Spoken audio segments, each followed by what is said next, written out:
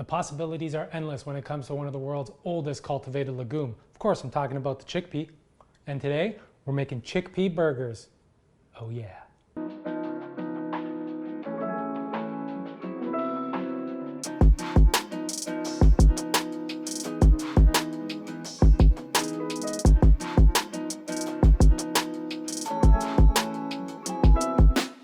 Hey everyone, Mark here, and guess what? I'm always looking for meatless alternatives.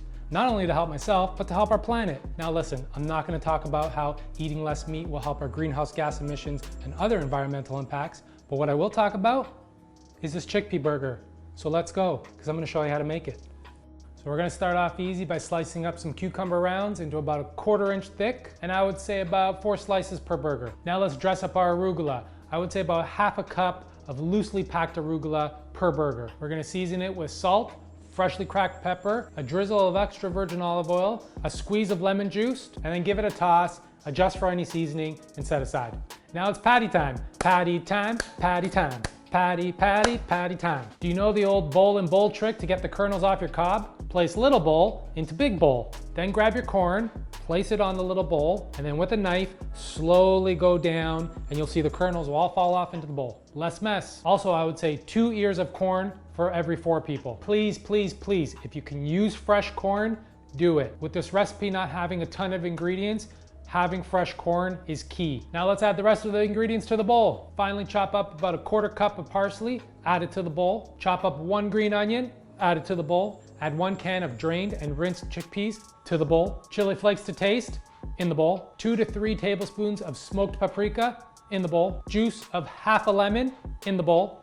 1 egg in the bowl. 1 cup of panko breadcrumbs in the bowl. Season with salt and freshly cracked pepper. And add that in the bowl. Give it a little bit of a mix because we're gonna add it to a food processor. Alternatively, you can just use your hand and mash away. Place some of the mixture into your food processor, give it a few pulses. We still want the mixture to have a bit of texture, so don't over mix it.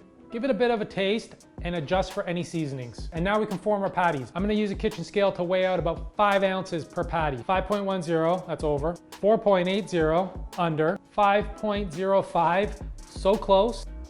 5 ounces, yes! Once you have your 5 ounces, grab that ball and form it into a nice patty. Place all the patties on a plate and place in the fridge. That's a lot of peas. Place, plate, patty, blah. While the patties are setting in the fridge, let's make some basil mayo. I'm gonna use a hand blender here, so I'll add some mayo and basil and mix away. This way is fine, but let's make our own basil mayo.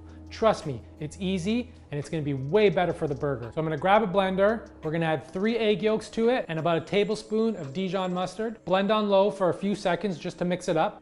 And now, while the blender is on, we're gonna slowly add extra virgin olive oil. You can use canola oil as well. Slowly add the oil so that it can emulsify. Once emulsified, we can bring the speed up a little bit, add our basil, and blend away. Once the basil is blended, we're gonna season with salt, freshly cracked pepper, and a squeeze of lemon juice. And just like that, we made our own basil mayo. Look at that color. Now let's toast our buns. I use Martin's potato rolls. They're the best. They were never available in Canada, so I always had to cross the US border, and I came home with enough bread to fill my freezer. But I don't need to do that anymore because they're available in Canada. And this is not a sponsored post. I just love the buns.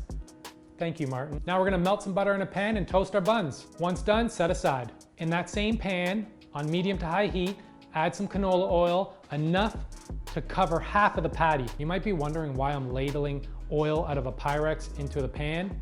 Well, guess what? That's the oil we used for the fried bocconcini and cleaned after. Frying oil can be used up to 3 to 4 times as long as you clean it after. And you can clean that oil by just using a fine mesh strainer. Food waste, try not to do it. And for those wondering about the fried bocconcini recipe, it's popping up right now. There. Coming across the screen, top right. But watch that one after this one. Time to fry the patties. Make sure the oil is hot, nice and shimmering, and then place the patties down nice and slowly away from you. And then cook each side for about 3 to 4 minutes or until nicely browned and crispy. Once done, place on a plate lined with paper towel, that's a lot of peas again, and season with salt. Time to build the chickpea burger. Grab those buns and add a nice dollop of mayo on both sides. Be generous, the buns deserve it. Add your arugula, place that big fat patty down, top with those fresh cucumber slices. It's beautiful. Let's eat.